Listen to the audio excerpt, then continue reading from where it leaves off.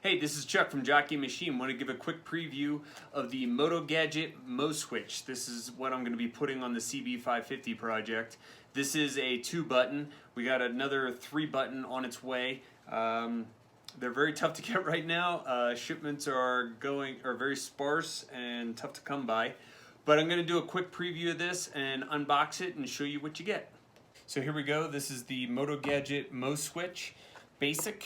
Heard a lot of really good things about these.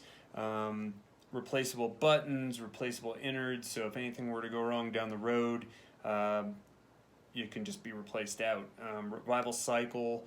A lot of the bigger builders use these. They're very slim, very simple. So what you get in the box here is, of course, the switch housing itself. You get a small bag of parts.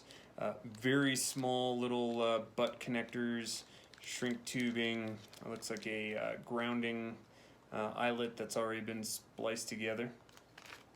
What we didn't get in the box but came with it outside is a larger pamphlet on instructions, and this takes you through multiple ways to wire it up. Shows you a 2 versus 2, a 3 to 2, and a 3 to 3 wiring setup. Shows you the different parts that are all part of the kit, how to line it up on the bars, and then wiring diagrams set up for the various different combinations that you had in the first screen. The one we're going to be using is going to be 7.3, and this is using the Mo button, which is this unit here. Which is also something we're going to preview when I actually start to go wiring up these mocked up bars. So the Mo button actually helps ease a lot of this installation, but for right now, just showing what's in the book. It shows how to do proper butt connecting when doing the wiring, and then of course if you, I think that's German, on the other half of the book. So basically that's what you get. So let's take a little look at this. Buttons are very stout.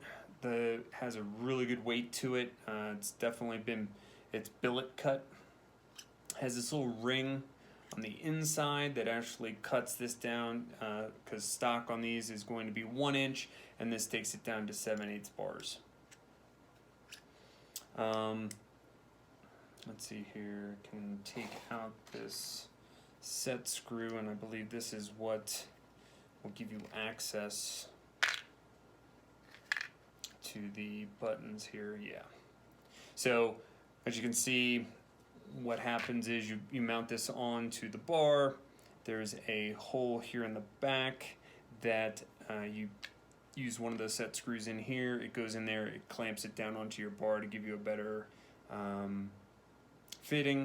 tight fitting, and then that looks to be about it on the inside there. There's a few other little threaded holes that I'm gonna have to read through the instructions on. One of the things I did see in the instructions is they want you to set this first and then drill your hole to go into the bars, generally on the lower portion here, so that the wiring can slide down through there.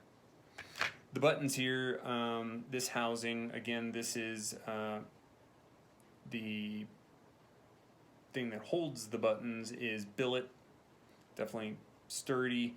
The back connectors are screw-in connectors, which is high quality. That seems very stout.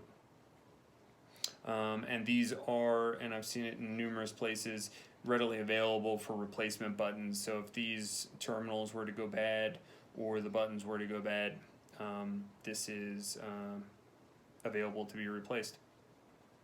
So that's about it. Unboxing these. What I'm going to do is go ahead and put this together so I don't lose it.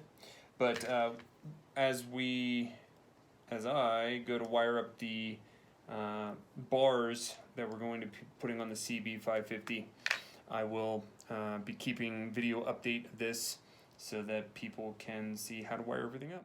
Alright, so that was the unboxing of the mo.Switch, the mo.Switch basic. 2-button.